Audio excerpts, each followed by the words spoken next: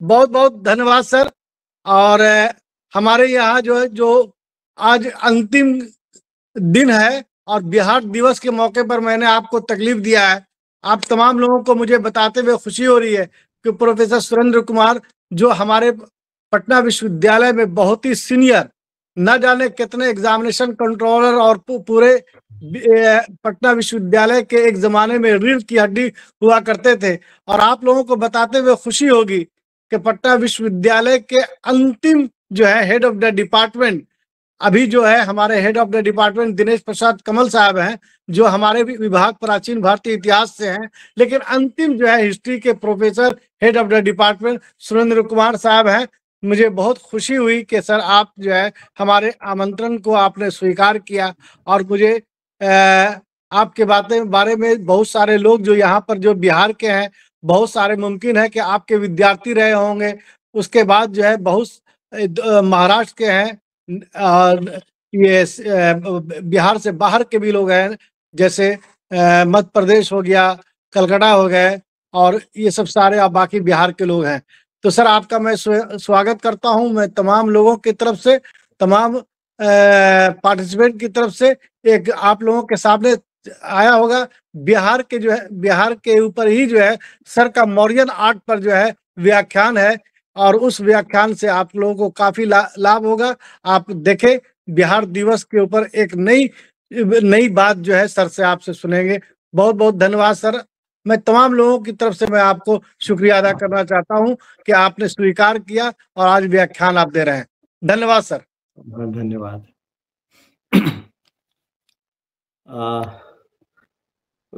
प्राचीन भारतीय इतिहास एवं पुरातत्व विभाग के स्वनाम धन्य अध्यक्ष,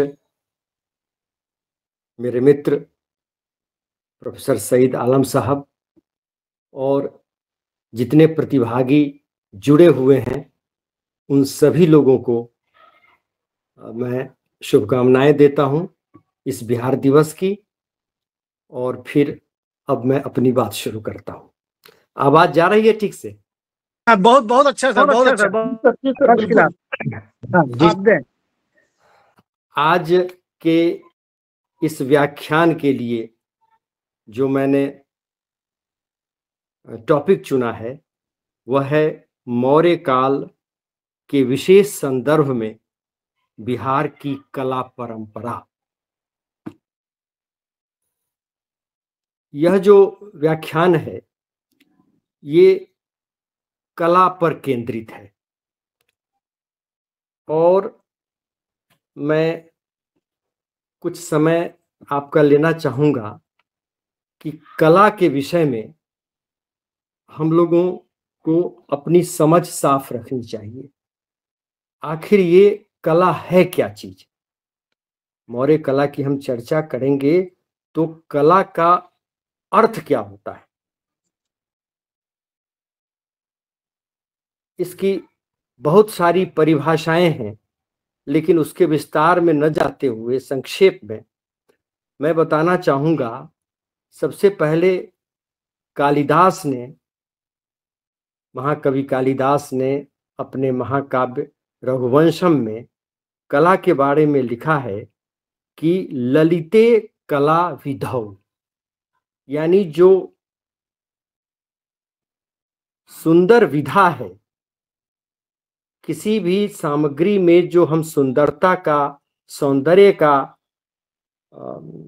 किसी भी सामग्री के सौंदर्य का जब हम आकलन करते हैं या सौंदर्य उसमें निरूपित करते हैं, वही कला है। यानी किसी भी चीज का जो अभिराम अंकन है, चाहे वह बातचीत में हो, चाहे वह रेखाओं के द्वारा अंकन में हो, चाहे वह वास्तुशिल्प में हो, वह कला है। सबसे बड़ा कलाकार तो ये प्रकृति है। प्रकृति ने बहुत सुंदर चीजों की रचना की है। कलाकार उन्हीं प्राकृतिक चीजों को अपने छेने, हथौड़े या अपनी तूलिका के माध्यम से अंकित करता है, लेकिन यह वह वैसा ही अंकन नहीं करता जैसा प्रकृति ने किया है। कलाकार प्रकृति को अपनी दृष्टि से देखता है और तब उस कला को अपनी तरह से अंकित करता है, तो उसमें जो वह सौंदर्य गढ़ता है वही कला है। हमें कला के साहित्यिक परिभाषा को जानना है, लेकिन इतिहास के लिए, एक इतिहास के विद्यार्थी के रूप में या एक इतिहास के अध्येता के रूप में, कला की जो प्रासंगिकता है वह हमारे लिए दूसरे रूप में प्रकट होती है। हम कला को इतिहास के एक भरोसेमंद स्रोत के रूप में ग्रहण करते हैं।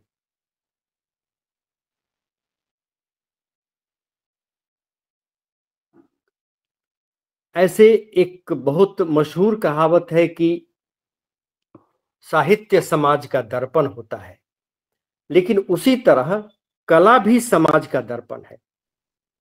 इसलिए कला कृतियों को परखते हुए हम तत्कालीन समाज की संरचना के विषय में अपना ज्ञान बढ़ाते हैं।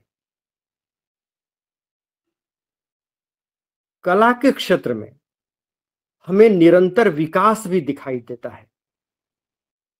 भारत के संदर्भ में पहली कलाकृति हमें जहां हड़प्पा सभ्यता से मिली है, ऐसे तो प्रागैतिहासिक कलाकृतियां भी हैं, लेकिन हम चूंकि इतिहास की चर्चा कर रहे हैं इसलिए हम उसको शुरू करेंगे हड़प्पा सभ्यता से ही। तो लेकिन जो कलाकृतियां हड़प्पा सभ्यता के हैं वो उनकी संख्या भी कम है और वो काफी संरचना में छोटी छोटी चीजें मिली हैं। सही ढंग से जो भारत की कला है वो बिहार से शुरू होती है और कला की शुरुआत मौर्य काल से होती है और मौर्य काल का केंद्र बिहार था।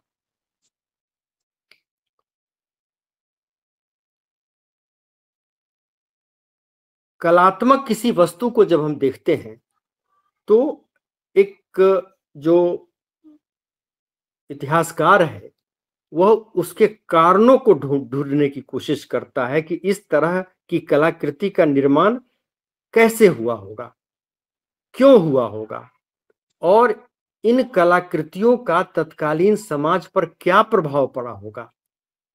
ये कलाकृतियां समाज की कौन सी दशा को प्रतिबिंबित करती हैं।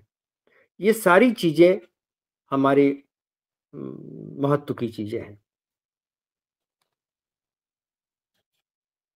एक और बात जो मैं कहना चाहता हूं कि प्राचीन कला मुख्य रूप से धार्मिक कला है, लेकिन हमें लौकिक कला के भी काफी संकेत प्राचीन काल में मिले हैं और धीरे धीरे कला में विकास हुआ है। जैसे प्राचीन काल में अगर धार्मिकता की प्रधानता है तो आप देखेंगे कि मध्यकाल या जब आधुनिक काल शुरू होता है तो उसमें यथार्थवाद आता है। ह्यूमनिज्म, खासकर जो रिनासा का दौर रहा यूरोप में, उसके बाद काफी यथार्थवादी या मानववादी कलाकृतियां बनी और फिर उसके बाद जब तरह तरह की विचारधाराएं आईं तो मार्क्सवाद ने भी कला के प्रति अपनी एक अलग धारणा प्रकट की है कि कला कैसे जन चेतना को आगे बढ़ाने में अपनी कारगर भूमिका अदा कर सकता है। तो इस तरह एक इतिहासकार के रूप में कोई भी जो कला का प्रतिमान है वो बहुत ही प्रासंगिक होता है। यहां एक और चीज समझना चाहिए कि अन्य किसी भी चीज में कुछ मिलावट हो सकती है स्रोत के रूप में।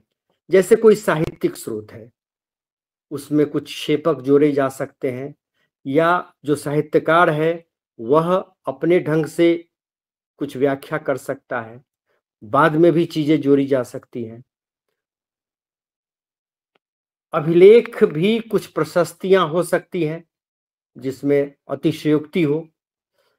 कलात्मक चीज एक ऐसी चीज है जो सही इतिहास को रेखांकित करती है। जो चीज वो कलाकार ने बना दी है किसी खास कालखंड में, उसमें फिर कोई छेड़छाड़ नहीं हो सकती है। इसलिए बहुत ही विश्वसनीय स्रोत है कला हमारे इतिहास के निर्माण के संदर्भ में। अब हम आते हैं मौर्य काल पर। यहां मैं ये बताना चाहता हूं, जैसा कि मैंने पहले कहा भी है, कि पूरे भारतवर्ष की जो कला परंपरा है, उस कला परंपरा की शुरुआत बिहार से होती है और मौर्य काल से होती है। सिंधु घाटी सभ्यता का तो एक हम उसकी जो लिपि है वो अब तक सही ढंग से नहीं पढ़ी जा सकी है, और दूसरे उनकी संख्या भी बहुत कम है।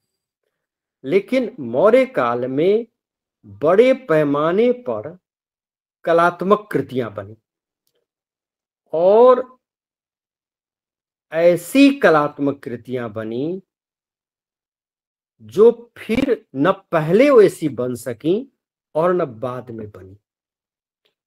तो इस तरह मौर्य काल की कला अपने आप में काफी महत्वपूर्ण हो जाती है। आखिर मौर्य काल में इतनी महत्वपूर्ण कलाकृतियों का निर्माण कैसे हुआ होगा? एक इतिहास के विद्यार्थी के रूप में कोई किसी भी कलाकृति को हम उसकी लंबाई चौड़ाई, उसमें किए गए वस्तुओं के इस्तेमाल पर तो ध्यान रखते ही हैं, लेकिन मुख्य जो हमारा फोकस होता है वो होता है उस समय की परिस्थितियों की। कैसी राजनीतिक परिस्थिति थी, सामाजिक परिस्थिति थी, आर्थिक परिस्थिति थी और सांस्कृतिक परिस्थिति थी।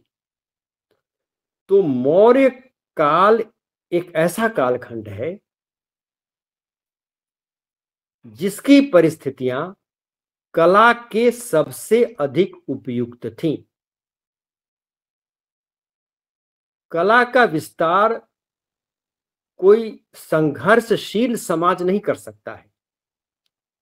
शुरू में मनुष्य को आवश्यकता होती है रोटी, कपड़ा और मकान की, अपनी भूख को मिटाने की।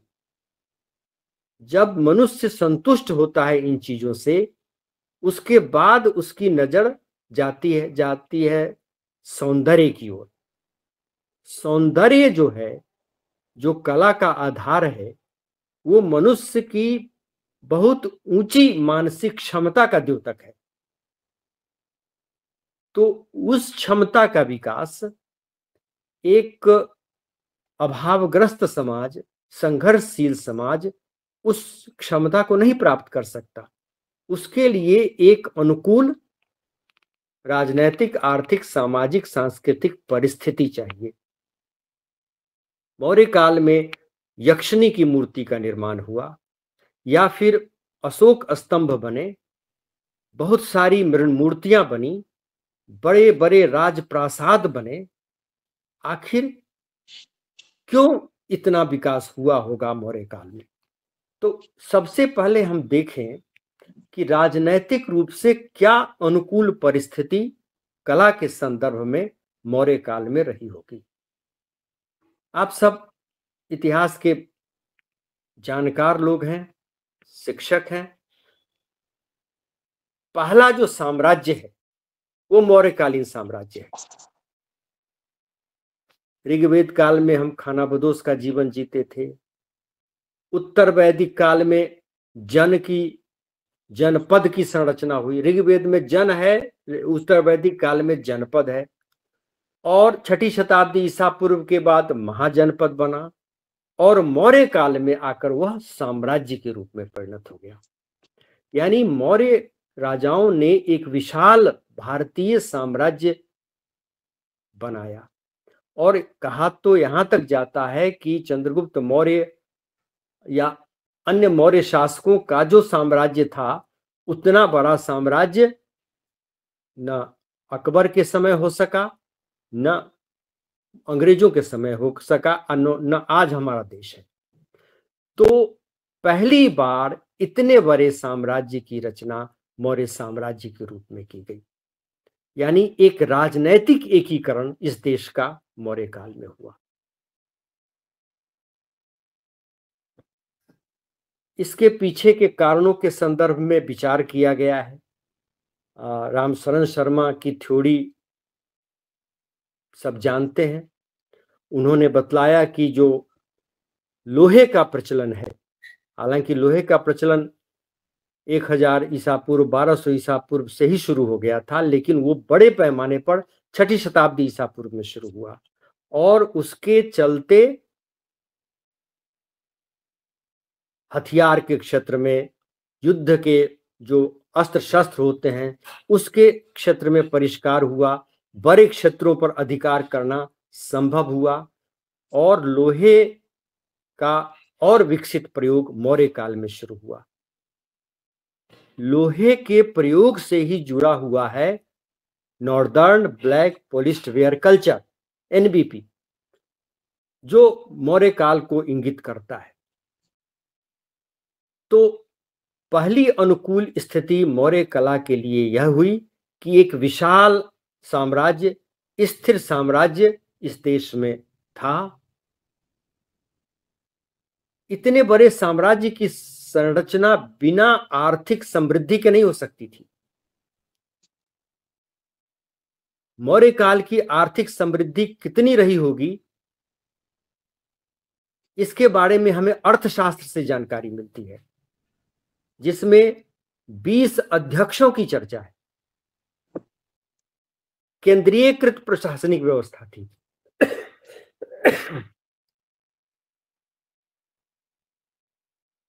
जनता से बहुत सारे कर वसूले जाते थे। राजा का कोष भरा हुआ था। कला का विकास, आर्थिक समृद्धि, कला के विकास के लिए आर्थिक समृद्धि आवश्यक है और वह आर्थिक समृद्धि हमें मौर्य काल में भरपूर दिखलाई पड़ती है। यहां एक और बात ध्यान देने की है कि मौर्य काल में जिस तरह की एकीकृत शासन प्रणाली, एक समृद्ध शासन, एक सैन्य बल से संपन्न शासन जिस प्रकार का मौर्य काल का था, उस तरह का फिर बाद में भी नहीं हो सका। नगर फल फूल रहे थे।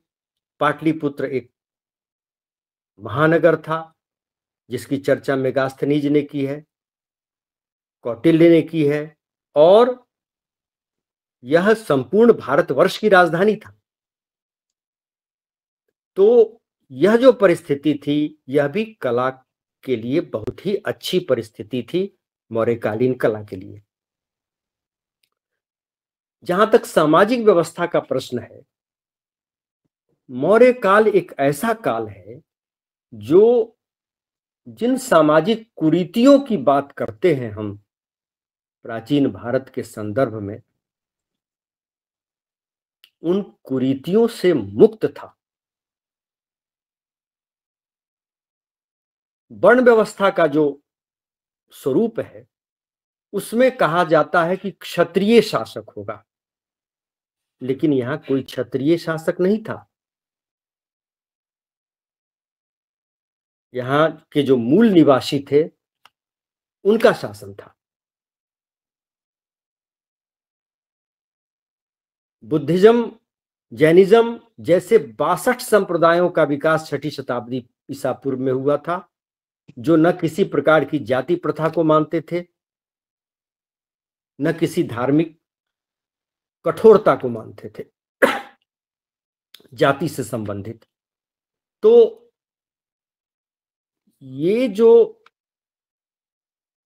सामाजिक असमानता नहीं थी, इसने भी महान कला को संभव बनाया होगा।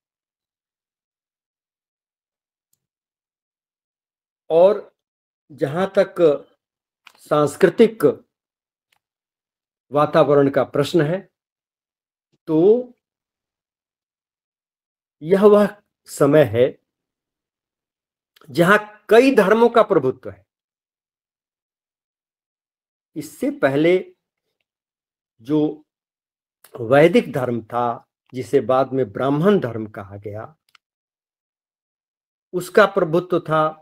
जो सूत्र साहित्य की रचना हुई, पहले वैदिक साहित्य, फिर वैदिक काल के बाद धर्मशास्त्र की रचना, उसमें जो बहुत सारे प्रतिबंध थे, उन प्रतिबंधों से यह मुक्त था। और जैन धर्म भी फल फूल रहा था, बौद्ध धर्म भी फल फूल रहा था, आजीविक संप्रदाय भी फल फूल रहा था, और जो ब्राह्मण धर्म है वह भी फल फूल रहा था। एक तरफ चंद्रगुप्त का मंत्री कौटिल्य ब्राह्मण है, खुद चंद्रगुप्त अंत समय में जैन धर्म को स्वीकार कर लेता है। बिंदुसार के बारे में कहा जाता है कि वह आजीविक धर्म को मानता था, ग्रीक रिलीजियस फिलॉसफी से भी प्रभावित था। अशोक तो बौद्ध ही हो गया था। तो कई धर्मों का एक मिलन स्थल था ये पाटलिपुत्र, ये बिहार। इसने भी, ये जो सांस्कृतिक वातावरण है, इसने भी मौर्य कला को अपनी उत्कृष्टता तक पहुंचाया होगा। ये तो मैंने एक ऐतिहासिक रूप से उस परिस्थिति की बात की जहां मौर्यकालीन कला परंपरा का विकास हुआ। अब हम विचार करेंगे कि एक चीज जो हम आपको बता चुके हैं कि जितने भी आर्कियोलॉजिकल एक्सकेवेशंस हुए हैं, उसमें कलाकृतियां जो बड़े पैमाने पर मिली हैं वो मौर्य काल से संबंधित है, मौर्यन लेयर से ही मिली है। पूरा वैदिक काल और फिर 6ठी शताब्दी ईसा पूर्व के बाद का जो काल है, उसमें कोई सिग्निफिकेंट, कोई ऐसा आर्टिफैक्ट हमको नहीं मिलता है। तो एक तरह का गैप लगभग 1500 वर्षों का है। और सिंधु सभ्यता की कला बहुत ऊंची कला नहीं थी। एक धातु की मूर्ति मिली है गणिका की, या एक पुजारी की मूर्ति मिली है, कुछ मनके मिले हैं, ताबीजें मिली हैं, उस पर वृषभ का चित्र है, कुबर वाला बैल, यूनिकॉर्न का चित्र है, लेकिन वो बहुत कम संख्या में है। और वहां से कला की शुरुआत हम नहीं मान सकते, क्योंकि फिर वो परंपरा खत्म हो गई है। मौर्य काल से जो परंपरा शुरू होती है वो आज तक चली आ रही है। तो इस तरह से हम कह सकते हैं कि बिहार की जो कला परंपरा है, और दूसरे ढंग से हम यह भी कह सकते हैं कि पूरे भारतवर्ष की जो कला परंपरा है वो मौर्य काल से शुरू होती है। मौर्य काल में हमें पाषाण कला के उदाहरण मिलते हैं, और फिर मृण मूर्तियों का, टेराकोटा के उदाहरण मिलते हैं। धातु की मूर्ति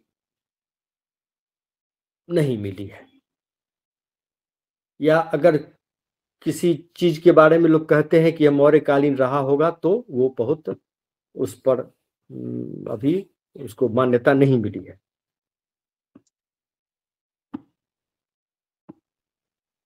मौर्य काल की कला परंपरा को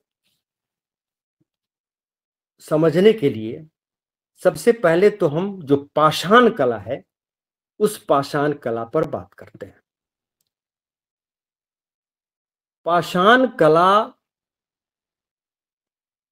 के 2 उदाहरण मैं विस्तार से बताऊंगा, और उससे हम उस समय की कला के बारे में समझेंगे, और फिर आगे उसका क्या प्रभाव पड़ा होगा, किन कारणों से उसकी उत्पत्ति हुई होगी, यह भी देखेंगे। बहुत सारी कलाकृतियों में, सबकी चर्चा तो संभव नहीं है 1 घंटे के लेक्चर में, लेकिन हम 2 कलाकृति पर अपना ध्यान केंद्रित करेंगे। एक है यक्षिणी और दूसरा है अशोक स्तंभ। ये एक तरह से ये 2 ऐसी चीजें हैं जो पूरे मौर्य कला को प्रतिबिंबित करती हैं। अगर 2 चीजें चुननी है तो हम 2 चीज चुन रहे हैं। एक यक्षिणी की मूर्ति का हम अध्ययन करेंगे और उसका ऐतिहासिक विश्लेषण करना चाहेंगे, और दूसरा अशोक स्तंभ का विश्लेषण करना चाहेंगे। और ये दोनों चीजें मिलके पूरे मौर्य कला की जो आत्मा है उस आत्मा को प्रकट कर देंगी। और फिर इन्हीं चीजों ने आगे कैसे कला को, भारतीय कला को या बिहार की कला को आगे बढ़ाया, यह भी इससे प्रकट हो जाएगा। आज से लगभग 100 वर्ष पहले तक यक्षिणी के बारे में कोई जानकारी नहीं थी।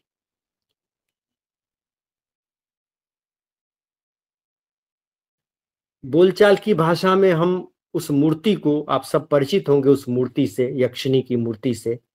यक्षिणी कहते हैं, लेकिन उसे एक स्त्री मूर्ति भी कहना चाहिए, क्योंकि वो एक यक्षिणी थी या नहीं थी, यह भी इतिहासकारों के बीच विवाद का विषय है। पटना के दीदारगंज में 1917 में संयोगवश गंगा का जब कटाव हुआ तो एक मूर्ति निकली। उसके बारे में एक विद्यार्थी ने, पटना कॉलेज का विद्यार्थी था, उसने विभागाध्यक्ष एसके समद्दार साहब को सूचित किया, जैन समद्दार साहब को। और समद्दार साहब हिस्ट्री के प्रोफेसर थे, वो गए, उन्होंने देखा और लगा कि ये बहुत महत्वपूर्ण कलाकृति है। तो उस समय 1917 ईस्वी में ही पटना म्यूजियम का निर्माण हो चुका था, और एक अंग्रेज अधिकारी था, उसको उन्होंने बताया, और वह अंग्रेज अधिकारी एक बहुत बड़े आर्कियोलॉजिस्ट जो पाटलिपुत्र का उत्खनन कर रहे थे, डीवी स्पूनर, वो भी पटना में ही थे। वो सब लोग गए और दीदारगंज से उस यक्षिणी की मूर्ति को लेकर आए और उसे पटना संग्रहालय में स्थापित किया गया। आज वह बिहार संग्रहालय की शोभा बढ़ा रहा है। उस समय डीवी स्पूनर ने कहा था कि ये जो मूर्ति है ये अनेक वर्षों तक भारतवर्ष की सबसे अच्छी मूर्ति बनी रहेगी, क्योंकि उनके मन में था कि फिर बहुत सारे और एक्सकेवेशंस होंगे और मूर्तियां मिलेंगी और हो सकता है इससे अच्छी मूर्ति मिल जाए। लेकिन डीवी स्पूनर साहब की भविष्यवाणी आज तक सही है, क्योंकि बहुत सारे कला इतिहासकारों का मानना है कि यक्षिणी की मूर्ति में जो विशेषताएं हैं मौर्य काल की यक्षिणी की मूर्ति में, उस तरह की मूर्ति आज तक भारतवर्ष में नहीं मिली है, उतने सौंदर्य से भरी हुई। यहां मैं आप सब लोग यक्षिणी की मूर्ति को देखे हुए हैं, आंख से न देखे हों तो चित्रों में देखे होंगे। अधिकांश लोग तो पटना म्यूजियम में या बिहार म्यूजियम में जाकर उसे देखे भी होंगे। सबसे पहले मैं उस यक्षिणी की मूर्ति का वर्णन कर देता हूं जो मैंने लिखा था एक आर्टिकल में, एक पैराग्राफ, और तब मैं उसका विश्लेषण करूंगा कि वह यक्षिणी की मूर्ति कैसे बाद की जो कला परंपरा है उन सारे कला परंपराओं के लिए एक मील का पत्थर साबित हुई। मेरी आवाज सुन रहे हैं ना आप लोग?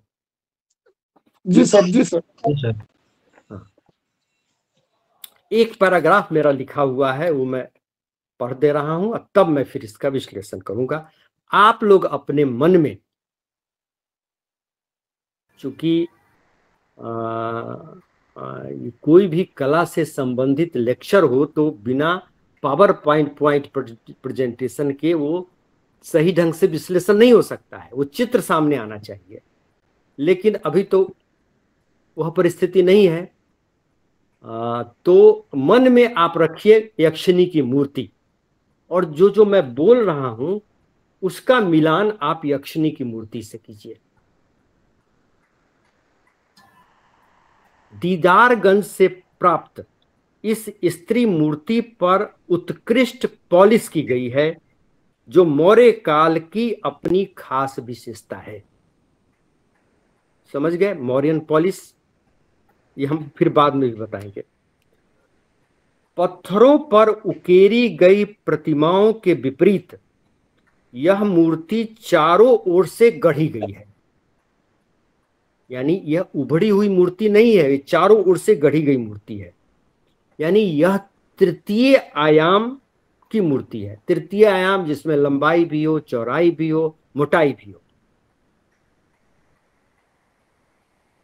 इसकी पीठ आप इस मूर्ति का सामने से देखिए और इस मूर्ति को पीछे से देखिए, तो पीछे थोड़ा सा चौड़ा जैसा लगता है, सामने से गोलाई लिए हुए है। तो यह पीठ की ओर से जरा चौरस है। इसका कारण पूर्व में प्रचलित काष्ठ कला का प्रभाव हो सकता है, किंतु सामने और बगल से यह तृतीय आयाम वाली मूर्ति का उत्कृष्ट उदाहरण है। मूर्ति का मुखमंडल गोलाई लिए हुए है, शरीर भरा पूरा है तथा होठों पर मुस्कान खिलती सी नजर आती है। देह मांसल है तथा पेट के मांस की सिलवटें प्रत्यक्ष दिखलाई पड़ती हैं। वह दाहिने हाथ में चवर लिए हुए है। आप अपनी आंखों के सामने रखिए यक्षिणी की मूर्ति, और जब मैं जो बोल रहा हूं उसको मिलाते जाइए। चवर के बाल बड़े स्वाभाविक ढंग से गूंथे गए हैं। इस सर्वतोभद्रिका प्रतिमा के आभूषण बेहद सुरुचिपूर्ण और सुंदर हैं।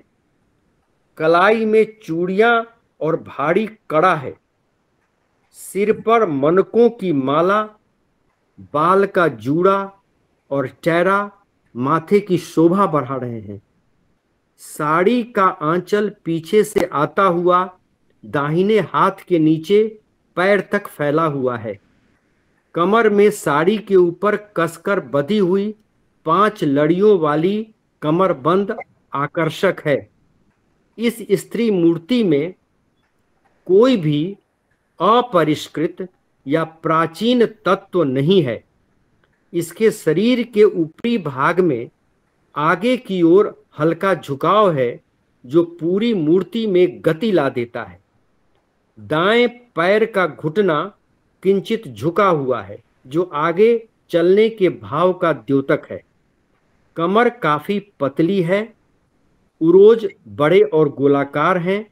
गले में मनकों की 2 मालाएं स्तनों के बीच से गुजरते हुए लयात्मक ढंग से झूल रही हैं। इनमें एक अनुपम प्रवाह है। कानों में डमरू नुमा कर्णाभूषण तथा ग्रीवा पर मोतियों की एकावली शोभायमान हो रहे हैं। नितंब विस्तृत हैं। पैरों की आकृति भी बहुत सुंदर है। जांघों के नीचे की ओर ये पतले होते चले गए हैं। पैरों में मोटी झांझें हैं। इसकी केश रचना मनोहर है। उदर, चिबुक और आंखों की रचना आकर्षक है। पृष्ठ प्रदेश का प्रतिरूपण सजीव है। नगर नवेली की संभवतः यह पहली मूर्ति है। उसके जिस सजीव स्वरूप को इस मूर्ति में अंकित किया गया है, आगे चलकर भारतीय कला और साहित्य में रमणी का वही रूप अमर हुआ है। संपूर्ण गोलाई में निर्मित यह मूर्ति सिर्फ सामने से देखने के लिए ही नहीं बनाई गई है, बल्कि इस मूर्ति को किसी भी तरफ से देखा जा सकता है। यह पूरी तरह से एक परिष्कृत रचना है। ये मैंने अपना लिखा हुआ एक पैराग्राफ आपको सुनाया, और इसके द्वारा मैं यह समझता हूं कि आपके मन में, आपके आंखों के सामने यक्षिणी का पूरा चित्र उभर गया होगा। अब ये एक मूर्ति है। ये मूर्ति कई प्रश्नों को जन्म देती है। इतिहासकार के सामने तो सिर्फ एक मूर्ति आई जो दीदारगंज में मिली। अब आप इस चीज का विश्लेषण कैसे करेंगे? पहले तो आपको ये तय करना होगा कि ये जो मूर्ति मिली है ये किस काल की है। क्या प्रमाण आप देंगे? किसी काल का निर्धारित करने के लिए आप किस तरह से इसको उस काल में ले जाएंगे, क्योंकि इस पर कोई अभिलेख लिखा हुआ नहीं है, कुछ लिखा हुआ नहीं है कि यह किस काल की रचना है। दूसरी समस्या इतिहासकार के सामने आएगी कि आखिर इस मूर्ति का पर्पस क्या है, ये जो मूर्ति है वो किसकी मूर्ति है। तीसरा प्रश्न आएगा कि इस मूर्ति से हम क्या ग्रहण करते हैं, किस समाज व्यवस्था को यह प्रतिबिंबित करता है। और चौथा कि आगे की कला को, आगे के साहित्य को इस मूर्ति ने किस तरह प्रभावित किया। सबसे पहले संक्षेप में मैं जाता हूं इसके काल निर्धारण की ओर। काल निर्धारण का एक बहुत बड़ा जो प्रमाण है वो है पॉलिशदार मूर्तियां या पॉलिशदार कोई भी सामान, चाहे वो मिट्टी की मूर्ति हो जिसके बारे में कहा गया नॉर्दर्न ब्लैक पॉलिश्ड वेयर। तो ये जो पॉलिश की हुई चीजें हैं ये मौर्य काल की विशेषता है। यहां यह जानकर आश्चर्य होगा, मौर्य काल हमारे देश का सबसे महत्वपूर्ण काल है। बहुत सारे विद्वान गुप्त काल को स्वर्ण युग कहते हैं, बहुत सारे रीजन भी हैं साहित्य और विज्ञान की दृष्टि से, लेकिन बहुत सारी ऐसी चीजें हैं जिससे हमें गुप्त काल को नहीं मौर्य काल को स्वर्ण युग कहना चाहिए। जैसे ये पॉलिश है, ये मौर्य काल में जिस तरह से मूर्तियों के ऊपर, पत्थर के ऊपर या मिट्टी के बर्तनों के ऊपर पॉलिश किया गया है उससे न पहले कभी हुआ न बाद में कभी हुआ, ये परंपरा ही खत्म हो गई। आश्चर्य होता है कि कैसे ये हुआ होगा। तो इतना उनका टेक्नोलॉजी आगे बढ़ा हुआ था। तो ये पॉलिश है तो इसका मतलब है कि ये मौर्य काल की है या मौर्य काल के आसपास की है। कुछ लोगों ने इसे पूर्व मौर्य काल का कहा, कुछ लोगों ने इसे शुंग पीरियड का भी कहा है, बड़े इतिहासकारों ने। लेकिन ये पूरी तरह प्रमाणित है कि ये मौर्यकालीन रचना है, क्योंकि इसकी जो पॉलिश इस पर जो किया गया है वो अशोक स्तंभ के पॉलिश से मिलता जुलता है। तो इसे हम मौर्य काल में रखते हैं। यक्षिणी ये थी तो ये धार्मिक मूर्ति हुई, लेकिन धार्मिक मूर्ति में कोई धार्मिक मूर्ति या देवी हाथ में चंवर नहीं रख सकती है। ये हाथ में चंवर लिए हुए है, यानी ये एक परिचारिका की तरह है, तो ये धार्मिक मूर्ति नहीं हो सकती है। ये अशोक के काल की भी नहीं हो सकती है, क्योंकि अशोक के समय में बौद्ध धर्म का ज्यादा प्रभाव हो था और बौद्ध धर्म की किसी बात से ये मूर्ति प्रभावित नहीं है, इसलिए इसे हमें अशोक से पहले का रखना होगा। और ये निश्चित रूप से चंद्रगुप्त मौर्य के दरबार में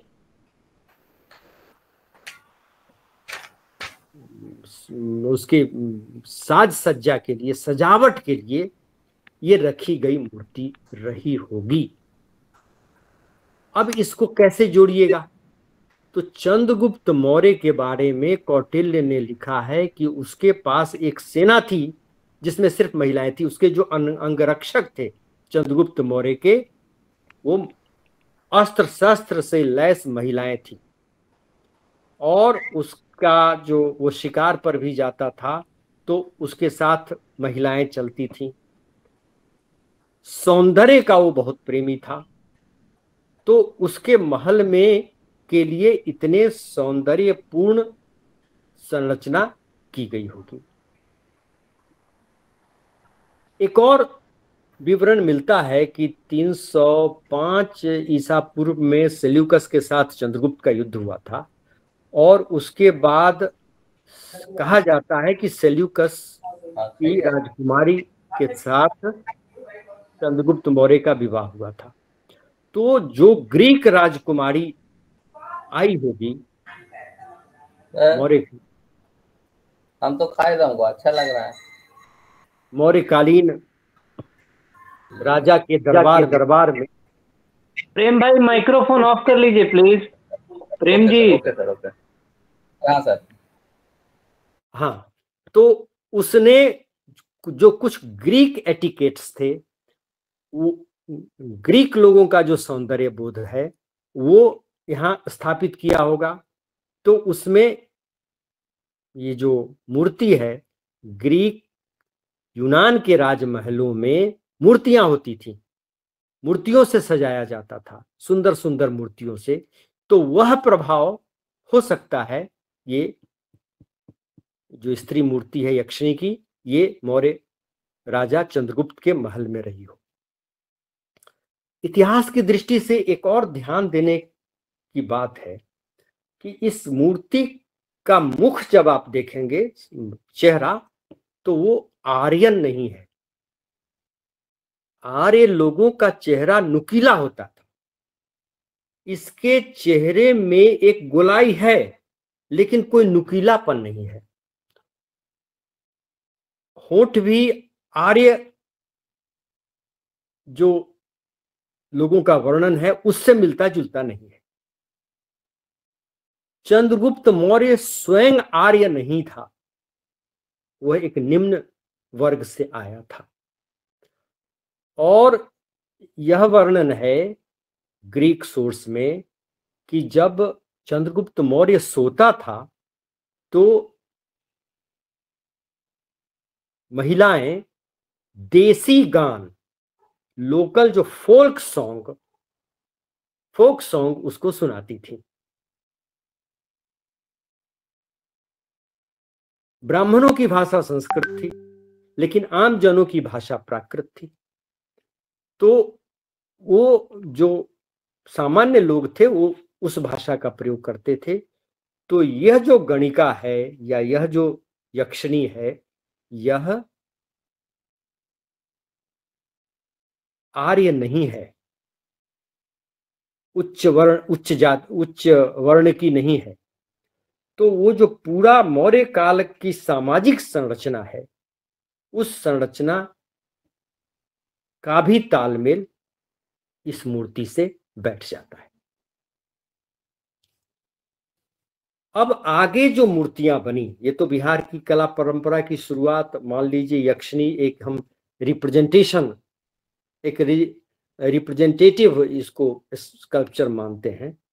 तो यहां से आप चलिए शुंग काल में शाल भंजिका की मूर्तियां बनी, वो बिल्कुल प्रभावित हैं इस मूर्ति से। देवी मूर्तियों को छोड़ दीजिए, लेकिन बाकी जो बहुत सारी मूर्तियां बनी हैं उस पर इस मूर्ति का प्रभाव है। साहित्य में, संस्कृत साहित्य में भी जो प्रेमिका का वर्णन है, एक संपूर्ण स्त्री का वर्णन है, वह भी इसी मूर्ति से प्रभावित है। जो शारीरिक बनावट है, इसीलिए हमने इसके पूरे शरीर का शारीरिक बनावट का वर्णन आपके सामने किया कि इसी बनावट से मिलते जुलते वर्णन कि स्त्री का वक्षस्थल कैसा होना चाहिए, स्त्री का चेहरा कैसा होना चाहिए, उसकी गर्दन कैसी होनी चाहिए, उसके केश सज्जा कैसी होनी चाहिए, बाद का साहित्य देखिए। तो एक तरह से सौंदर्य की प्रतिमा का निरूपण इस मूर्ति के माध्यम से हुआ है, और बाद के साहित्य को भी इसने बहुत प्रभावित किया है। तो एक तो हम कलाकृति के रूप में इसको लिए, अब हम कि कैसे आगे की कला परंपरा को इस यक्षिणी की मूर्ति या स्त्री मूर्ति ने प्रभावित किया। अब हम दूसरे प्रतिमान पर चलते हैं और वह प्रतिमान है अशोक स्तंभ। सब लोग परिचित हैं, आप सब अशोक स्तंभ से।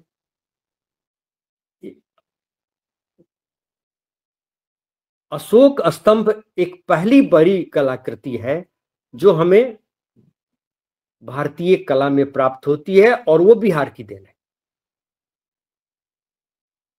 आगे की जो कला परंपरा है उसको भी अशोक स्तंभ ने प्रभावित किया है। डीवी स्पूनर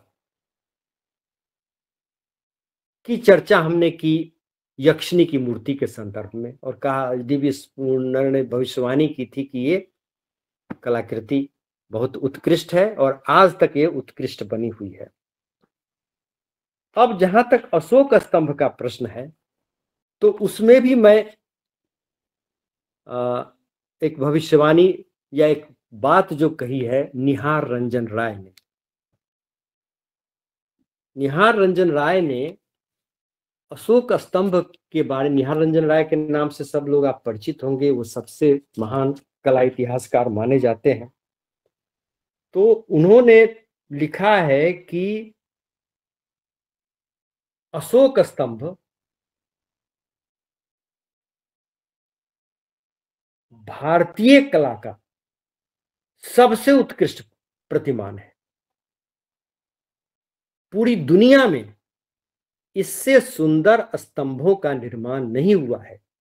स्तंभ हमें हखमनी साम्राज्य में भी मिलते हैं, ईरान में, यूनान में भी मिलते हैं, लेकिन जितने सुंदर अशोक स्तंभ का निर्माण अशोक के समय में हुआ है, जहां से भारतीय कला की शुरुआत होती है, उतने सुंदर अशोक स्तंभ इससे पहले कभी नहीं बने।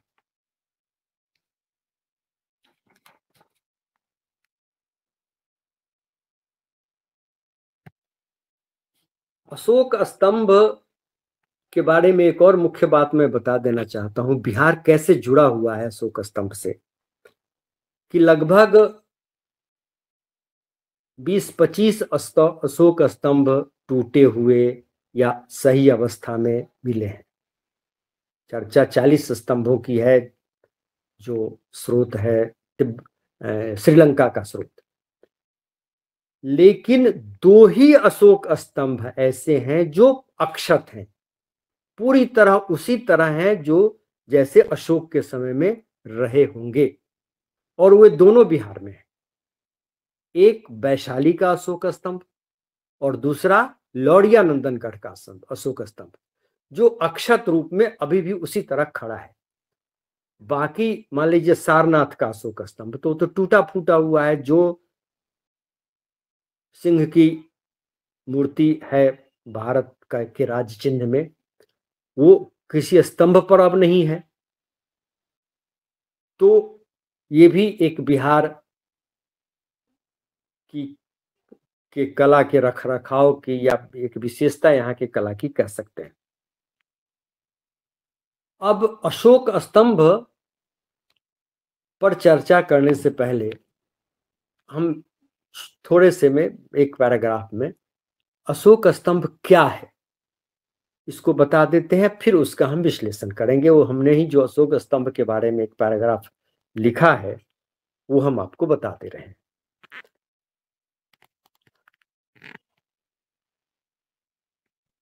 अशोक स्तंभ 2 भागों से मिलकर बने हुए हैं। पहला भाग है यष्टि, यानी निचला जो खंभा का भाग है, और दूसरा भाग है शीर्ष।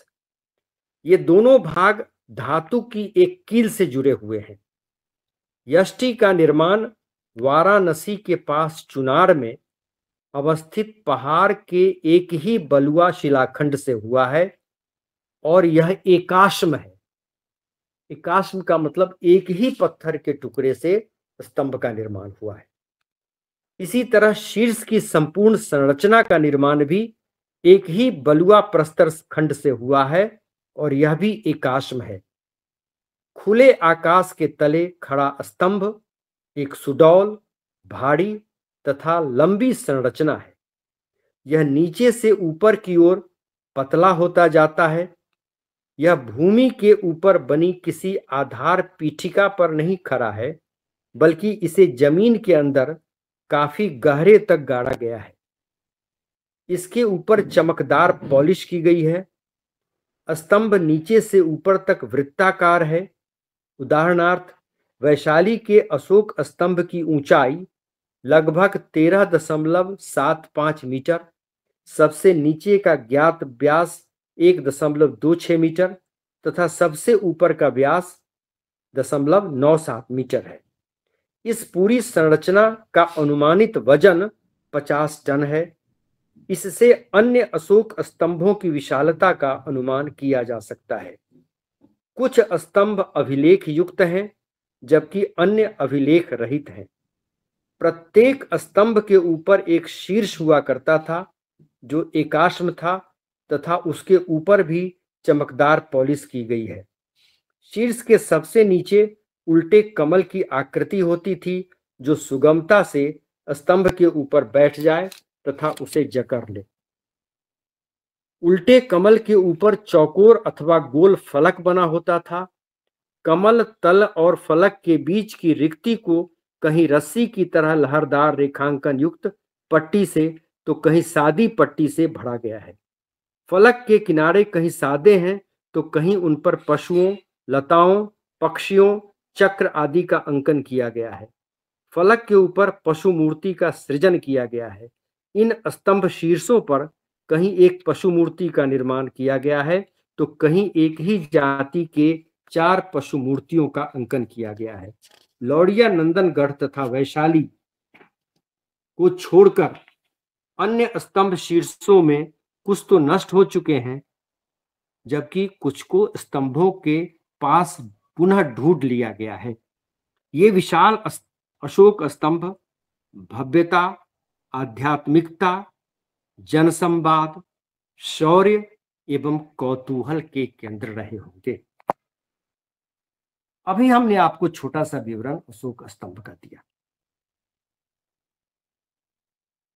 ऊपर से मैंने जितनी पंक्तियां पढ़ी वो कला है, और मैंने जो अंतिम पंक्ति पढ़ी है वो इतिहास है।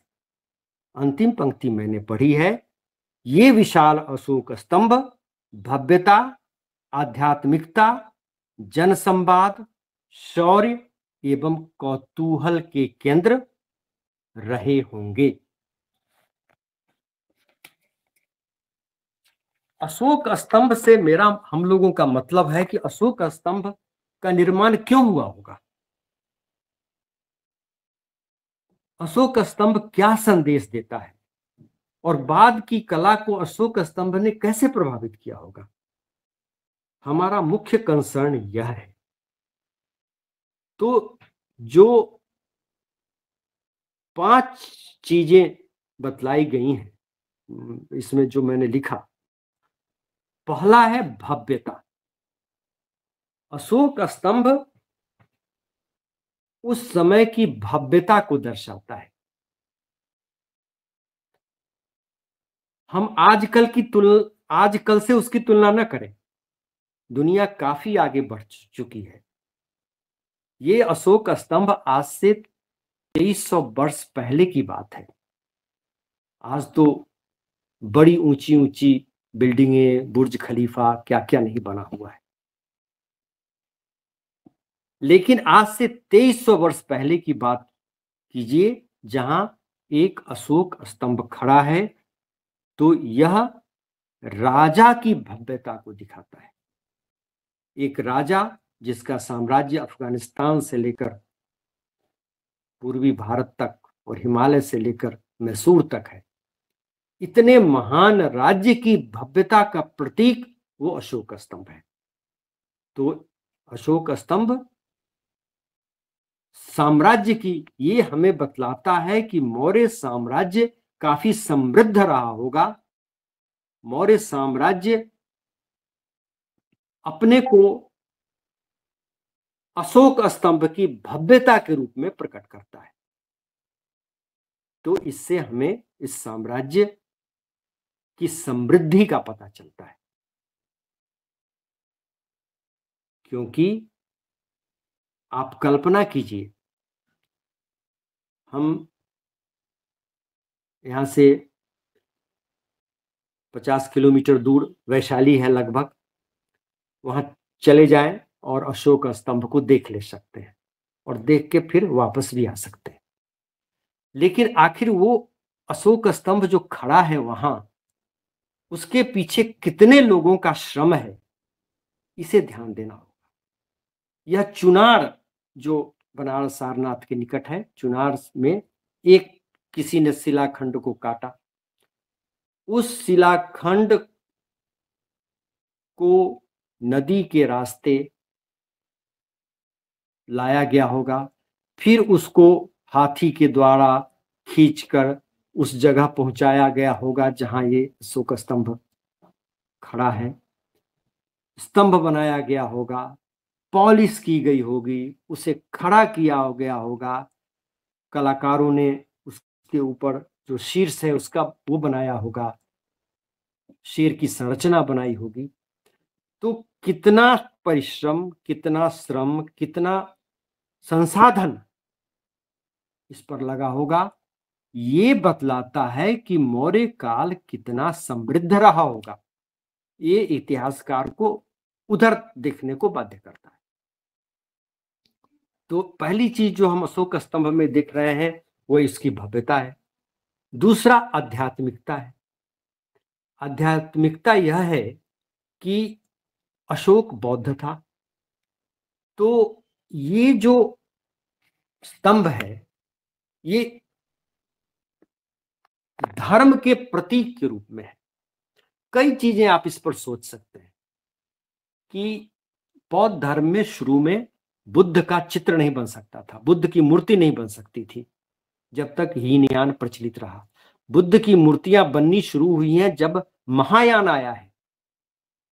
बौद्ध धर्म में विभाजन हुआ, महायान आया और महायानियों ने मूर्ति के रूप में गांधार कला हो या मथुरा कला हो, मूर्तियां बनी। उससे पहले बुद्ध की मूर्ति नहीं मिलती है। तो बुद्ध का अंकन प्रतीकों के रूप में हुआ है। आप अशोक स्तंभ पर या तो सिंह की मूर्ति देखते हैं, वृषभ की मूर्ति है, हाथी की मूर्ति है। तो आखिर यही मूर्तियां क्यों हैं? अब इसमें आपको और दिमाग लगाना होगा। हमने एक आर्टिकल इस पर लिखा है, वह है जातक कथाएं। जातक कथाओं को जब आप पढ़ेंगे तो उसमें बुद्ध के पिछले जन्मों की कहानियां हैं और बुद्ध प्रायः पशु के रूप में जन्म लेते हैं। कभी सिंह के रूप में, कभी वो अश्व के रूप में, कभी वे वृषभ के रूप में और कभी हाथी के रूप में। और ये चारों जानवर, ये जो चारों पशु हैं, उसमें एक दयालुता, जिसमें जिस योनि में बुद्ध जन्म लेते हैं तो उसमें एक दयालुता की कहानी है। तो बुद्ध की मूर्ति तो हम नहीं बना सकते, लेकिन बुद्ध का जन्म जिन पशु योनियों में हुआ था, उन पशु योनियों में उन पशुओं का चित्रण कर सकते हैं। तो यह हमने कहा ना कि आध्यात्मिकता है इसमें, ये बौद्ध धर्म से भी जुड़ी हुई कला है, क्योंकि हम उन प्रतीकों को दिखा रहे हैं जो प्रतीक, प्रायः सभी प्रतीक नहीं, अधिकांश प्रतीक बुद्ध से जुड़े हुए हैं और जिसको आप जोड़ सकते हैं जातक कथाओं से भी। तो एक आध्यात्मिकता है। तीसरी चीज मैंने कही जन संवाद। ये जो अशोक स्तंभ जहां जहां मिला है, प्रायः यह व्यापारिक मार्गों पर था। मौर्य काल में आर्थिक व्यवस्था काफी उच्च कोटि की थी। तभी तो हर युग में अलग अलग ग्रंथ लिखे गए, धर्मशास्त्र, कामशास्त्र, लेकिन मौर्य काल का की क्या चीज है? अर्थशास्त्र। यानी आर्थिक स्थिति मजबूत थी तो कौटिल्य ने अर्थशास्त्र लिखा, न कोई काम शास्त्र है न कोई धर्मशास्त्र है। तो व्यापारिक मार्ग थे, पाटलिपुत्र एक उन्नत शहर था, फल फूल रहा था व्यापार, विदेशों से हमारा संपर्क था, यूनान से, ईरान से, वहां का प्रभाव यहाँ की कला पर भी पड़ रहा था। खैर वो अलग विषय है। तो यह जो अशोक स्तंभ है, यहां अगर कोई घोषणा करनी हो राजा को, समाचार पत्र नहीं था, रेडियो टेलीविजन नहीं था, संचार का माध्यम क्या था? डुगडुगी बजाकर या जोर से बोलकर या किसी खास स्थान पर एकत्र करके प्रजा से संवाद करना। अशोक ने अभिलेख लिखवाए। अभिलेख जो है वो प्रजा के साथ संवाद है। तो उस संवाद, जनता के एकत्रीकरण की एक जगह रही होगी अशोक स्तंभ के रूप में, जहां कुछ मेला लगता रहा होगा, जहां बहुत सारे लोग इकट्ठे होते रहे होंगे और वो राजकीय घोषणाएं कुछ होती रही होंगी। तो अशोक स्तंभ से एक मतलब हम ये जनसंवाद का निकाल सकते हैं। अशोक स्तंभ का जो चौथा मतलब है वो है शौर्य का, ब्रेवरी का। राजा को शक्तिशाली दिखना चाहिए। अशोक के लिए यह और जरूरी रहा होगा क्योंकि अशोक ने धम्म का प्रचार किया था। धम्म करुणा पर आधारित है। हालांकि सेना को उसने भंग नहीं किया था और शेर का अंकन ताकत की बात भी करता है कि राजा शक्तिशाली है, करुण है, दयालु है, लेकिन शक्तिशाली भी है। तो यह जो शौर्य है, साम्राज्य का शौर्य हो, राजा का शौर्य हो, उसका प्रतीक यह अशोक स्तंभ है। और अंतिम जो अर्थ हम निकाल सकते हैं अशोक स्तंभों से वो है कौतूहल, जिज्ञासा। बहुत सारी चीजें जो होती है समाज में वो मिथ पर आधारित होती है। कोई बात बढ़ा चढ़ा के कह दी गई, उसी आधार पर जनता कुछ निर्णय ले लेती है। जनता आश्चर्य चाहती है, कौतूहल चाहती है। अगर कोई व्यक्ति, इसलिए आप देखेंगे कि गौतम बुद्ध ने चमत्कार किया। ईसाई धर्म में भी चमत्कार है, हिंदू धर्म में भी चमत्कार है। चमत्कार कितना सही है नहीं है ये अपना अपनी आस्था का प्रश्न है, लेकिन चमत्कार जनता को आकर्षित करता है। तो अशोक स्तंभ उस समय की जनता के लिए एक कौतूहल का विषय रहा होगा और इससे एक साम्राज्य के प्रति चमत्कार भक्ति को पैदा करता है। तो एक श्रद्धा साम्राज्य के प्रति हुई होगी। यह भी हम एक इन्फेरेंस इससे निकाल सकते हैं। तो अब यह जो अशोक स्तंभ है, इसने पाषाण कला की शुरुआत की। मिस्र में बहुत पहले यह कला शुरू हो गई। पिरामिड बने या फिर बड़ी बड़ी मूर्तियां मिस्र में मिलती हैं, मेसोपोटामिया में भी मिलती हैं, भारतवर्ष में नहीं मिलती। भारतवर्ष में बड़े पैमाने पर विशाल पाषाण कला की शुरुआत इसी अशोक स्तंभ से, इन्हीं अशोक स्तंभों से भारतवर्ष में हुई है। तो इस तरह जो आगे की जो कला परंपरा है बिहार की, और कह लीजिए पूरे भारतवर्ष की, वो पाषाण कला परंपरा शुरू हुई है मौर्य काल से। मौर्य काल में एक तीसरी चीज भी है, वो है टेराकोटा। टेराकोटा के भी बहुत सारे अच्छे प्रतिमान मिले हैं। गुप्त काल में तो बहुत मिला है, लेकिन आप देखेंगे पटना म्यूजियम में जाइए, देखिए एक हंसते हुए बालक की मूर्ति है, मिट्टी की मूर्ति, या एक स्त्री की मूर्ति है, घाघरे पहने हुए है, एक हाथ में डमरू लिए हुए है, एक खास तरह की केस सज्जा है उसकी। बहुत अच्छी अच्छी सुंदर सुंदर मूर्तियां मिट्टी की बनी हुई मिली हैं। वो मातृदेवी की मूर्तियां मिली हैं, खिलौने के रूप में बहुत सारी चीजों की, पशु पक्षियों की मूर्तियां मिली हैं। तो जो टेराकोटा है वो भी अच्छा है, और सबसे अच्छा है टेराकोटा के संदर्भ में, जो फिर बाद में नहीं हुआ और न पहले था, वो है पॉलिश्ड टेराकोटा, जिसको हम कहते हैं northern NBP, northern black polished where.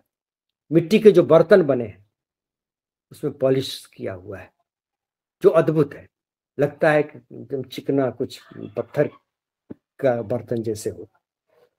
तो इस क्षेत्र में भी ये काफी रहा है। एक और चीज की शुरुआत करने वाला है, मौर्य आगे की कला परंपरा को कैसे विकसित किया मौर्य राजाओं ने। इसे देखिए आप, केव के रूप में, गुहा स्थापत्य। बराबर की पहाड़ी है गया के पास, वहां पर अशोक के समय की गुफाएं हैं, पत्थर को काट करके बौद्ध गुफाएं बनाई गई या आजीविकों के लिए बनाई गई। उसी तरह अशोक का पौत्र था दशरथ, उसने नागार्जुनी पहाड़ी पर गुफाएं बनाई। गुफाओं के अंदर पत्थर पर पॉलिश किया हुआ है। आगे चलकर आप देखेंगे कि पश्चिमी भारत में, महाराष्ट्र में या अन्य जगहों पर भी, मध्य प्रदेश में बहुत सारे गुफाएं बनी हैं, बौद्ध गुफाएं, अन्य धर्मों की भी। तो उसकी शुरुआत मौर्य कला से हुई है, मौर्य काल से हुई है। वो गुफा का जो स्कल्पचर है, ये गुफा का जो ये पूरा आर्किटेक्चर है, वो मौर्य काल की देन है, वो मौर्य कला परंपरा है। एक और संदर्भ में इस संबंध में बता देना चाहता हूं, वो है राजमहल का निर्माण। हमें ये जो आर्किटेक्चर है उसके बारे में कुछ जानकारी इंडस वैली सिविलाइजेशन से भी मिलती है, हड़प्पा में, मोहनजोदड़ो में, लेकिन वो फिर आगे बढ़ नहीं सकी, एक गैप आ गया। पहली बार आप आर्किटेक्चर मौर्य काल में देखते हैं। हालांकि आर्किटेक्चर के क्षेत्र में बाद में मंदिर बने, मंदिर स्थापत्य काफी मशहूर हुआ प्राचीन काल का, लेकिन उससे पहले जब मंदिरों का निर्माण नहीं होता था, गुप्त काल से पहले, आर्किटेक्चर का जो उदाहरण शुरू होता है वो मौर्य काल से शुरू होता है। तो इनोवेशन आर्किटेक्चर का भी मौर्य काल से ही है। देखिए कितनी चीजें मौर्य काल में कला के क्षेत्र में हो रही हैं।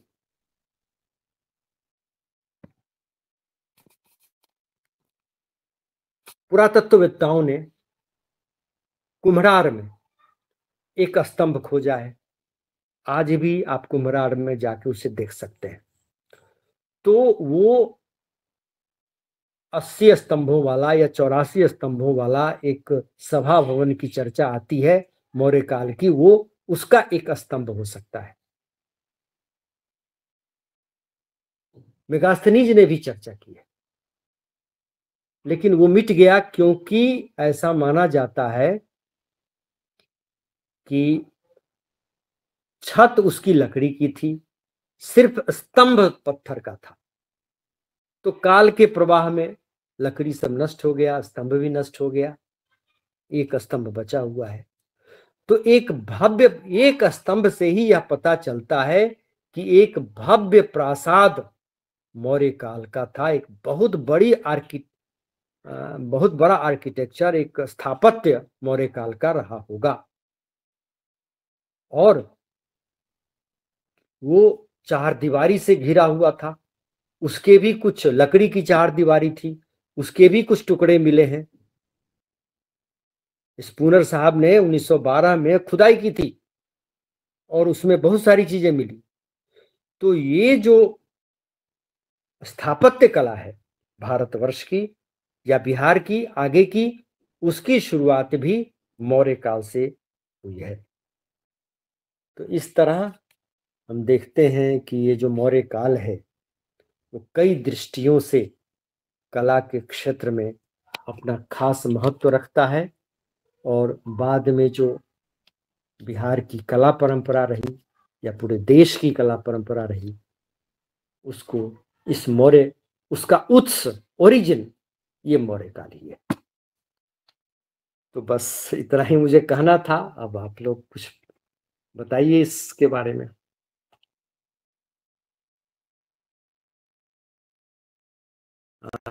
मेरी बात सुन रहे हैं?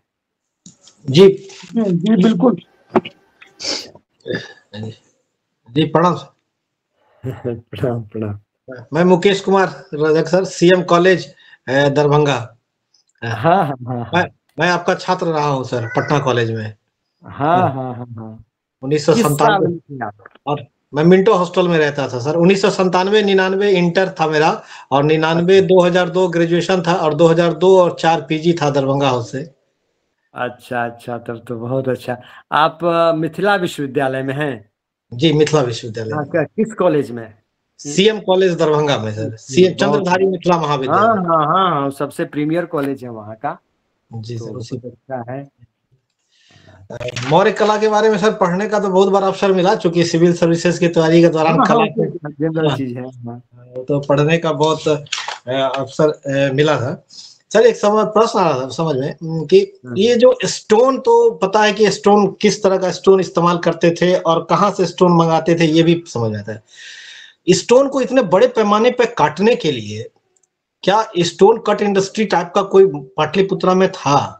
स्टोन को काट काट के इसे तैयार करना और इतने स्तंभों को अफगानिस्तान तक पहुंचाना, ये काट के पाटलिपुत्रा से ही वहां पहुंचा के तैयार होके अभिलेख लिखा के पहुंचाते थे वहां, या ब्रह्मगिरी में, या वहीं काट के तैयार किए जाते थे?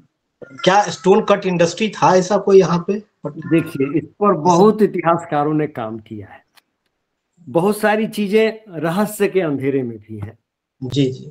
वहां पर चुनार में जाकर लोगों ने अध्ययन किया कि आखिर ये जो अशोक स्तंभ का स्टोन है या अन्य जो कलाकृतियां हैं, आखिर ये चुनार, ये तो पता है कि चुनार का जो बलुआ पत्थर है वो है, लेकिन इसके लिए क्या कोई इंडस्ट्री थी?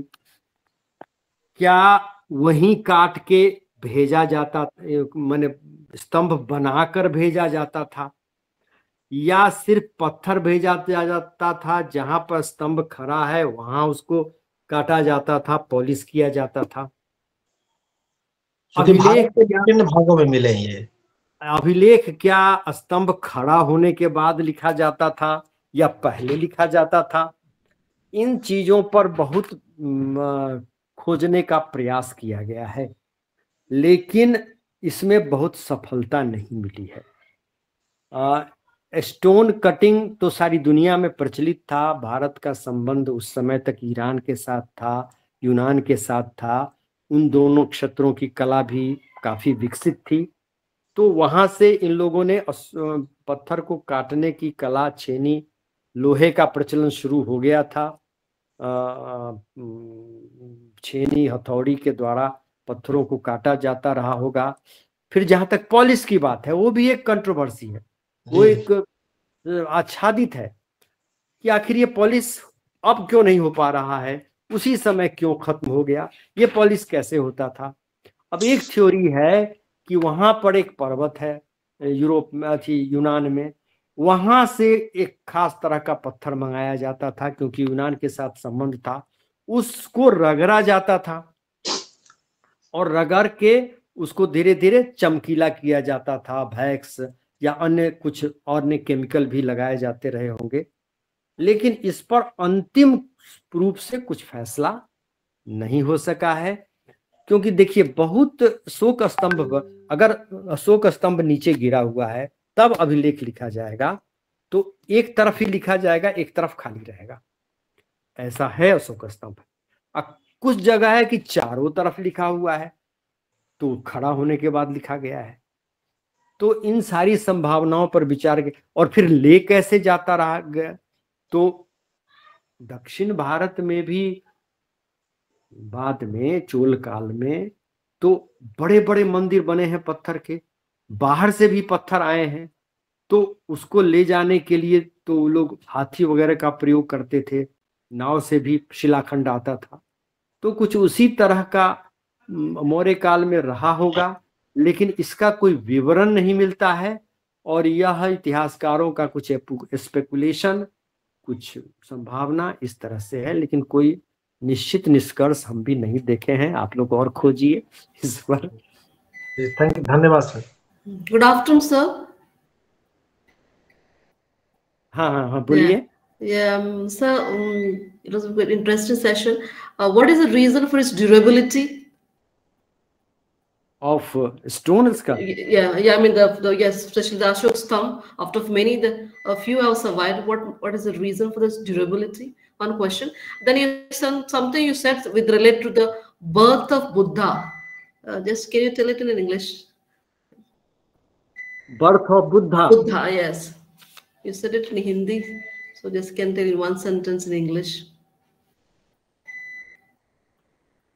With like animals, something, birth, this. Jataka stories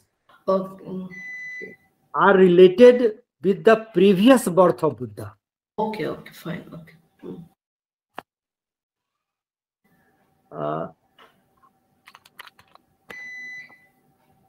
और दूसरा क्या क्वेश्चन है? Durability, reason for the durability.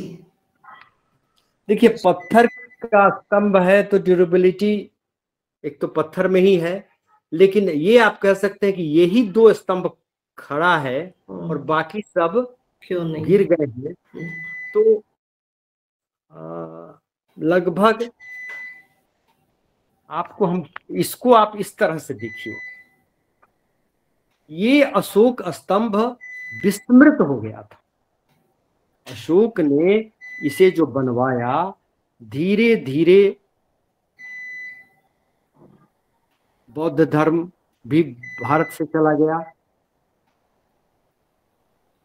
जो शासन व्यवस्था आई गुप्त काल और उसके बाद, बौद्ध धर्म से बहुत प्रभावित नहीं रही पाल पीरियड को छोड़ के, तो इसका महत्व घटने लगा। इसे कहा जाने लगा, जैसे आप वैशाली का संदर्भ लीजिए, भीम की लाठी। बहुत सारे लोग इसको हिंदू धर्म से जोड़ने लगे। तो चूंकि बुद्धिस्ट फेथ बहुत प्रेवलेंट नहीं था, क्योंकि इस्लाम का भी प्रवेश हो गया, इस्लामिक राजा सब हुए जिनका कोई इंटरेस्ट इन अशोक स्तंभों से नहीं था, इसलिए धीरे धीरे इन पर कुछ ध्यान नहीं दिया गया होगा, ये नष्ट हो गए होंगे। यह जरूर सोचने का विषय है। बहुत अच्छी बात आपने उठाई कि सारे गिर गए, लेकिन बिहार में ही दो सिर्फ बचा हुआ क्यों है। तो अब तो ये देखना होगा कि कैसी मिट्टी है, कहाँ की, या जो उसको स्थायी रूप से रख सकी। दूसरे जगह की मिट्टी में क्या विशेषता, क्या कारण था कि वो गिर गया। तो ये रिसर्च का विषय है। क्योंकि एक चीज आप जानिए, अशोक स्तंभ में कहीं भी आपको बेस नहीं मिला है। यानी जैसे आप वो देखिए, यक्षिणी की मूर्ति, यक्षिणी की मूर्ति का एक पेडेस्टल होता है, एक आधार पीठिका उसको कहते हैं, जिस पर वो मूर्ति टिकी हुई है। कहीं भी किसी अशोक स्तंभ का कोई पेडेस्टल नहीं मिला है जिस पर उसको गाड़ा गया हो। वो सीधे जैसे खंभे को गाड़ देते हैं, उसी तरह से जमीन के अंदर बहुत दूर तक यह गाड़ा गया है। बहुत सारे आर्कियोलॉजिस्ट ने ये कोशिश किया कि हम नीचे तक जाएं। वैशाली के अशोक स्तंभ में खासकर खुदाई की गई कि हम नीचे तक पहुंचे, लेकिन फिर हुआ कि नहीं तो डैमेज हो जाएगा, इसलिए बहुत नीचे तक लोग नहीं गए, लेकिन वो सीधे पृथ्वी पर गाड़ा गया है। अन्य जगह हो सकता है मिट्टी की कुछ खासियत रही हो इस क्षेत्र के, और अन्य जगहों पर की जो मिट्टी है उसकी उतनी पकड़ नहीं रही हो, क्योंकि ये पेडेस्टल कोई नहीं है अशोक स्तंभ में, इसलिए वो गिर गया हो सकता है आक्रमणकारियों ने उसे तोड़ डाला हो, उसका कोई दूसरा प्रयोग कर लिया हो। एक और चीज है, वैशाली में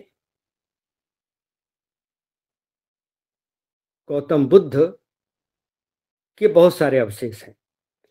गौतम बुद्ध से जुड़ा हुआ रहा है, वर्धमान महावीर की भी वो जन्मभूमि रही है, तो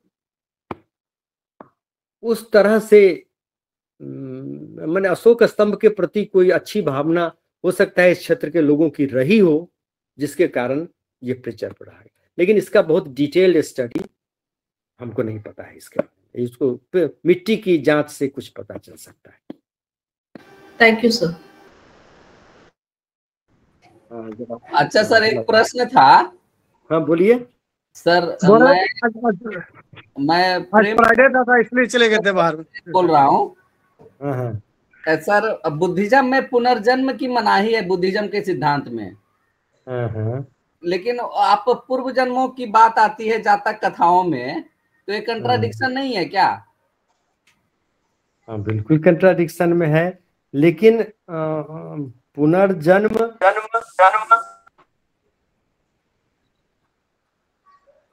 अच्छा, इस पर तो आपके विभाग अध्यक्ष वहां बैठे हुए हैं, बौद्ध धर्म के विशेषज्ञ, वो बताएंगे।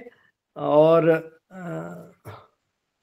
आत्मा के बारे में अनात्मवाद ये सब है, तो ये थोड़ा दार्शनिक प्रश्न है, इस पर अलग से हम विचार, माने सीधे इस पर कुछ हम नहीं कह सकते हैं। ठीक है सर, ठीक है। तो सईद साहब आ गए हैं? जी हाँ सर। हाँ सर, तो सईद साहब आपके कहने पर मैं अरे सर के बाद सर आपने मतलब ये किया, हमने पहले प्रतिभागियों को मैंने कहा था कि हमारे अध्यक्ष मतलब जो है ये थे, आ गए। इत्तेफाक की बात यह है कि सर से मैंने रिक्वेस्ट किया और बहुत अच्छा व्याख्यान रहा। तो हमारी यहाँ परिपाटी है, ये मध्य प्रदेश से कौन है, क्या नाम है? अमित। हाँ प्रणाम सर। प्रणाम।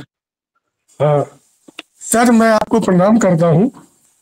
आज के व्याख्यान के विषय मौर्य काल के विशेष संदर्भ में बिहार की कला परंपरा पर आपका व्याख्यान बहुत ही ज्ञानवर्धक रहा।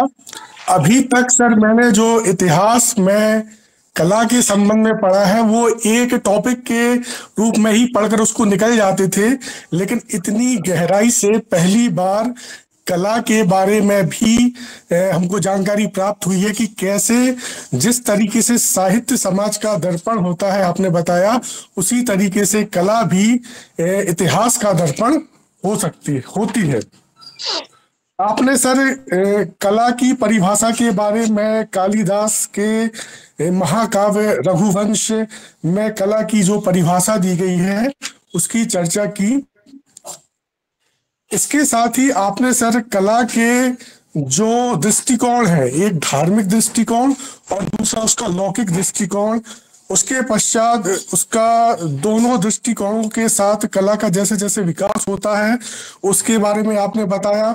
आपने पुनर्जागरण के बाद कला के क्षेत्र में जो विविधता आई है उसके बारे में आपने बहुत ही महत्वपूर्ण जानकारी प्रदान की। इसी के साथ आपने कला का राजनीति, समाज, धर्म, संस्कृति, अर्थव्यवस्था किस प्रकार कला को प्रभावित करती है और किस प्रकार हमें कला के माध्यम से इन सभी विभिन्न क्षेत्रों के बारे में जानकारी प्राप्त होती है, उसके बारे में सर आपने बहुत ही सूक्ष्म एवं गहन तरीके से जानकारी प्रदान की। आपने राम शरण शर्मा सर की जो थ्योरी है लोहे का उत्खनन, लोहे की जानकारी जो 1200 से 1000 ईस्वी पूर्व में मिलती है और किस तरीके से उस लोहे के द्वारा जो हथियार बनाए गए और उस हथियारों से जड़ों को काटकर जंगलों को साफ कर खेती योग्य जमीन का विस्तार हुआ और इसी का परिणाम होता है कि 600 BC आते आते बिहार के क्षेत्र में मगध एक महाजनपद के रूप में उभरता है और जो मौर्य काल में आते आते पूरे भारत में एक अखिल भारतीय साम्राज्य का निर्माण करता है। आपने NBPW जो नॉर्दर्न ब्लैक पॉलिश वेयर है इसके संबंध में भी चर्चा की कि किस तरीके से ये जो उत्कृष्ट मृदभांड है ये मौर्यकालीन कला को प्रदर्शित करते हैं। आपने कला के माध्यम से सामाजिक व्यवस्था, सांस्कृतिक वातावरण इत्यादि के संबंध में बहुत ही महत्वपूर्ण जानकारी प्रदान की।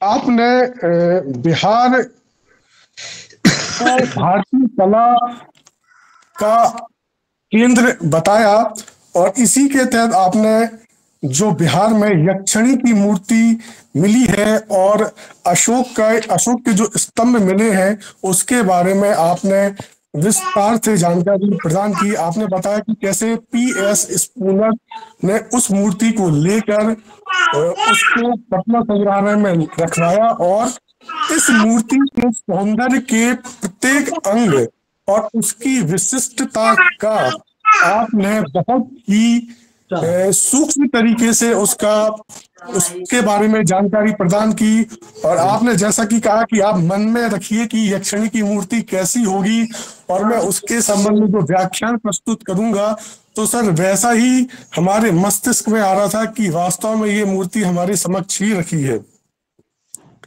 इसी प्रकार सर आपने अशोक स्तंभ के बारे में बहुत ही विस्तार से सूक्ष्म जानकारी प्रदान की और आपने बताया कि यह बिहार की सबसे बड़ी कलाकृति है। इसके संबंध में भी आपने बताया कि निहार रंजन राय ने जो इस समय के सबसे महान कला इतिहासकार थे उनकी चर्चा की और उन्होंने इसके संबंध में जानकारी प्रदान की।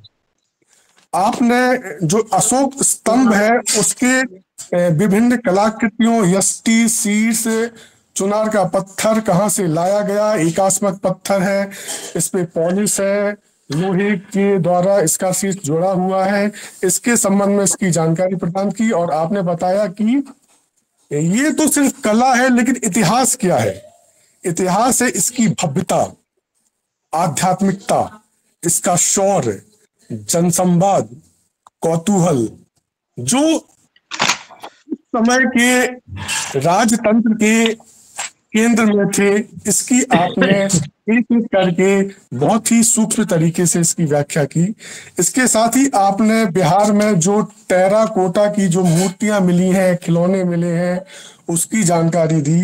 साथ ही राजमहल के निर्माण, जो कुम्हार में 80 स्तंभ वाला राजमहल मिला है जिसकी चर्चा मेगास्थनीज ने भी की है, उसके संदर्भ में आपने बहुत ही सुंदर तरीके से जानकारी प्रदान की। आपका सर मैं बहुत ही आभार व्यक्त करता हूँ, हृदय से आभार व्यक्त करता हूँ।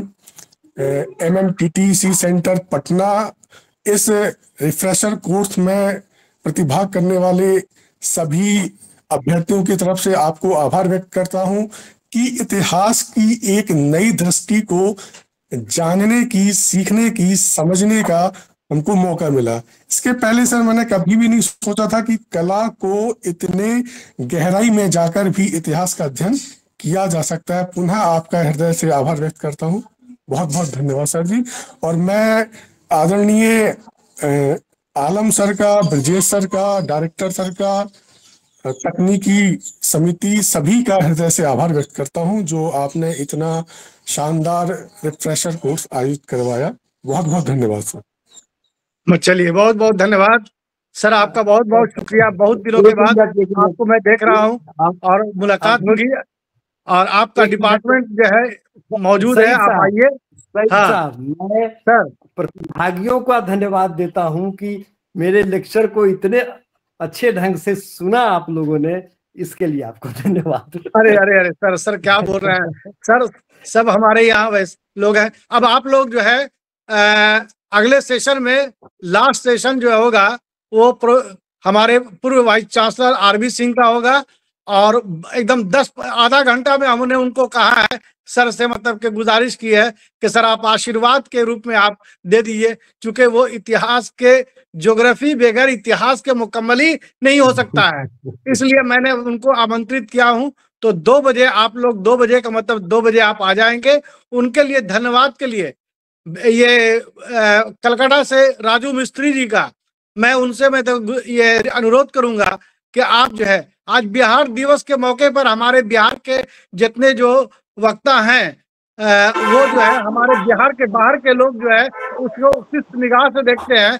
आज मैंने यही कोशिश की है कि आप लोग इसको बिहार को समझें, बूझें और देखें कि बिहार की कलाकृति, बिहार का इतिहास और बिहार किस लिए मशहूर है आज भी, उसका आप तमाम लोगों को छोटा छोटा आज उसका मजा मिल रहा होगा, जैसा कि सर ने आप लोगों को बताया। बहुत बहुत धन्यवाद। आप लोग कुछ लंच ले लीजिए, फिर उसके बाद आपसे बात होगी, ठीक है।